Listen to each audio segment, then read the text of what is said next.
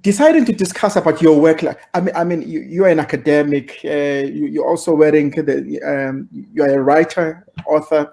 Have written many books and essays, and then of course you have led in politics as well, and then you of course you also served in the education department as a deputy minister, and then.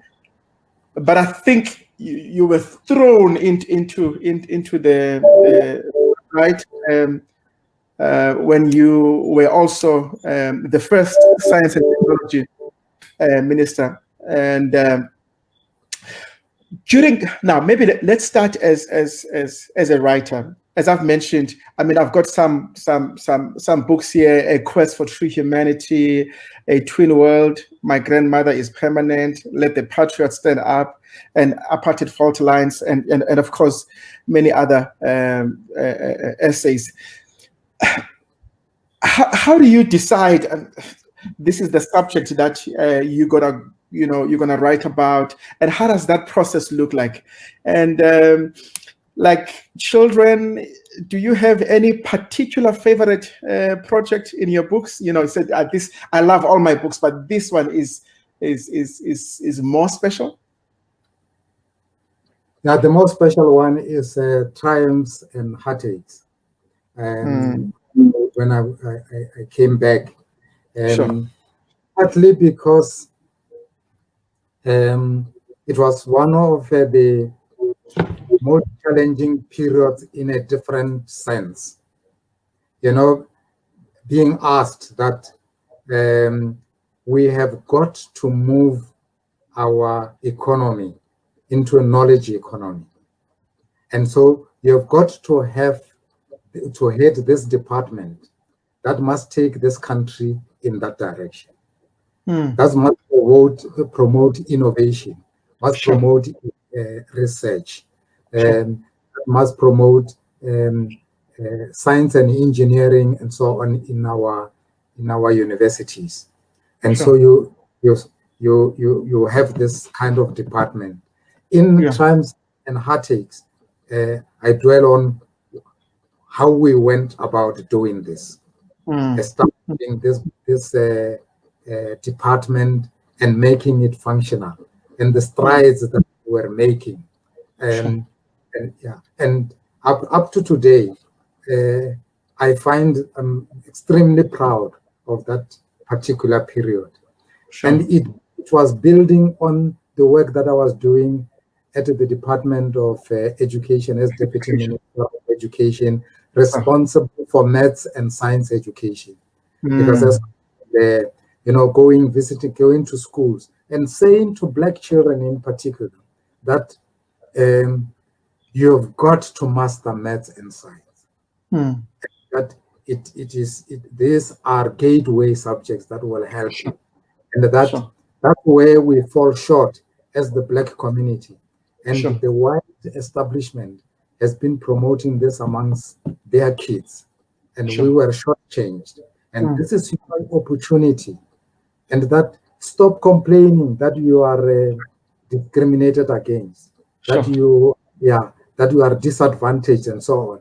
I used to tell them about how I started school in a mud church, and I show them their classrooms, even if their classrooms are dilapidated, and that this is heaven compared to a mud church, where the teacher, there is only one teacher, and that we cannot be victims forever. Victim will not build us, and we have got to pick up the cudgels and make ourselves better people. And how, having started school in that mud church, here I am, first Minister of Science and Technology in the Republic. And my parents were farm workers, and most of your parents were not farm workers. And that you can do it. And so even with strange enough, even with academics at universities, they really don't believe that we can transform this economy into a knowledge economy. That we will just dig holes in the ground take out the minerals and send them elsewhere. They will just look after cattle and kill them and send the money elsewhere. That we can do, manufacture technologically advanced goods and services. There's no reason why we can't have a cell phone of our own, a car of our own. And as a result, I challenged our engineers and our academics at universities that let's make a South African car. And indeed it was made. The Jew. And what pains me most was the fact that after we left, they dropped it. When we watched it in Paris, it was the most beautiful car amongst the electrical cars there. And as we are speaking now, electrical cars are becoming more and more prominent. And by now, we would have been very far. South Africa is going to adopt electrical cars going into the future. And we are going to be getting these multinationals like Mitsubishi and Ford and BMW to come and make those cars, and we buy them. And we pay, in addition, we pay them to make cars here. Billions of rand. You know, these cars that are running around here, Toyota and so on, all those companies have got to be subsidized by South Africa to manufacture here. And if we don't, they move out. And we have an opportunity to make our own. But the problem is a colonial mentality. That we don't love ourselves enough. We don't believe that we can do it. That's why we can strip the railways. You know, now we strip the railways naked, the stations, destroy them. So it's painful, extremely painful. Sure. Now, one of the things, look, personal testimony. One of the things, as a boy growing up in the townships in Port Elizabeth, that attracted me to Black consciousness. Two things. Even though it was a bit fuzzy each time I would come across and read anything on or about Biko, were these two tenets. Number one, of Black self-reliance, Black excellence, and now, as somebody who was there at the very beginning, and somebody who has been blessed enough to still be alive now, there is a question that Bayanda asked, Dr.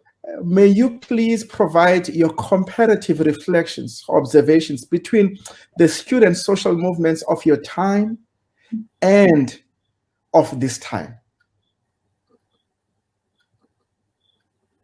They are the same. Sure. They only live in different time span and time period. You see, when during our student days, we were oppressed by white people, and we were being called names and so on. We didn't have political power. We were being discriminated against. So we had issues, and we suffered from inferiority complexes. I had before then, I didn't mind being called Aaron, and now I do. I'm Mosubudi, you know. I didn't like the way I looked. Now I know I like the way I look. And we went out, and our sisters were using Ambi and so forth to something that was dangerous, and they were using hot bricks to straighten their hair, and we were saying you don't have to. And we were saying that you don't have to have another name other than Sivu, you know? Feel that you are a Christian, that you don't have.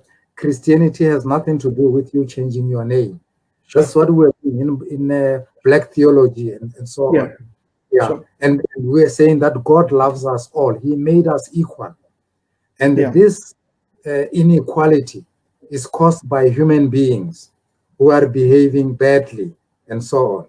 And that we are equal to any person in the whole world. So those were issues that were facing us. Our young people now who are involved in Peace Must Fall movement have a different set of problems. They are not getting enough money at the universities so that they can carry on their universities. I mean, their university education. And the regime, the government is not providing enough scholarship so that they can study in peace, coming from poor families as they do. They face other issues now, drugs. They face HIV. They face so these are the problems of their time. I can't say to them, here is this is the way you have got to deal with your issues of HIV. I never had to deal with HIV. I didn't have to deal with the drugs and so so they've got to deal with this thing, and they are standing on our shoulders. We got rid of white oppression and discrimination in its rawest form, in its most wicked form, but it is not gone.